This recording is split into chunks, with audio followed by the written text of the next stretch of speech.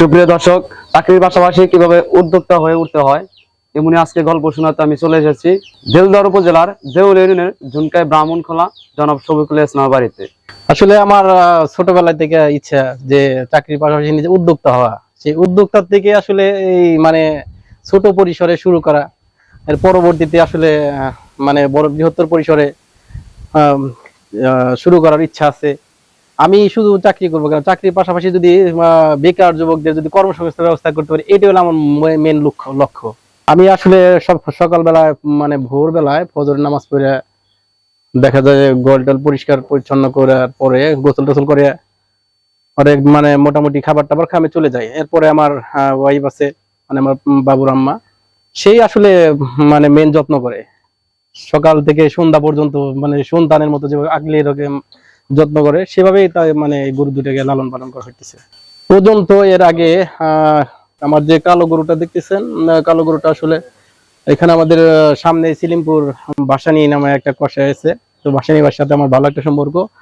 প্রায় 1 মাস আগে, 1 থেকে 1 মাস 10 দিন আগে হবে যে উনি করছিল প্রায় 10-এর মতো বা 10+ হবে।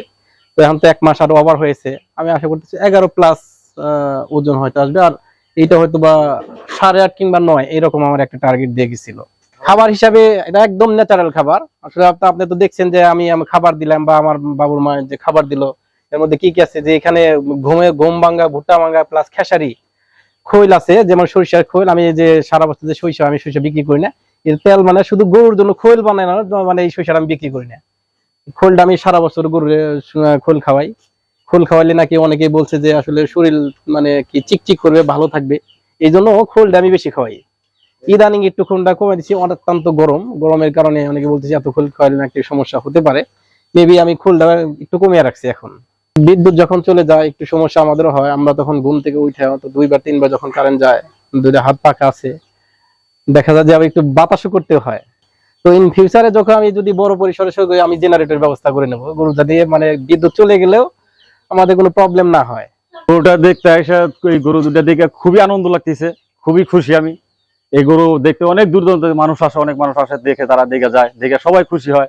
তারা বিশেষ করে প্রশংসা করে খাবার দেখে, গরু যে খাবারটা দেওয়া হয় তারা দেখে খুবই প্রশংসা করে যে আপনি এই স্যাম্পল খাবারে এত সুন্দর গরু কিভাবে বানাইলেন। অনেকে প্রশ্ন করে, অনেক কিছু বলে। আমার ছোট ভাইও একটা জব করে সিরাজগঞ্জে। ও সকালবেলা যখন গরু খাবার দেওয়া যায়, আমি মাঝে এসে দেখি এই গরু খাবার দিতেছে আপনার হলো ভুট্টা, গম, খেসারি, আর হলো শুধু এই যে ধান ভাঙ্গা, এইগুলা মিক্সার করে ভাঙ্গাইয়া এইগুলোর খাবার বানায়। ভুসি আর হলো সর্ষের যে খোল, সর্ষা ভাঙ্গা তোল খোলটা যে, এই খোলগুলো খাওয়ানো হয়। তাছাড়া অন্য কোনো দেরি কোনো খাবার নেই গরুর। এর জন্য আমরা আশা করি যে এই গরুটা খুবই ভালো হবে, মাংস খাইতেও খুব সুস্বাদু লাগবে। এই গরু দেখতে অনেক দুর্দান্ত আছে, কিন্তু গরুর যে পরিশ্রম আর যে কষ্ট হিসেবে দামটা আর কি হয় না। দাম অনেকেই বলে, কিন্তু হয় না। তা আমরা আশা করি না, গরুতে আমরা একটু লাভবান হওয়ার আশা আছে আর কি। আপনাদের দোয়ায়, আপনারা দোয়া করেন আমার ছোট ভাই যেন এই গরু দুটা বিক্রি করে একটু লাভবান হতে পারে। এই লাভবান দেখে যেন অনেক বেকার যুবকরা এই সমস্ত খামারি করতে খুব ইচ্ছুক হয়।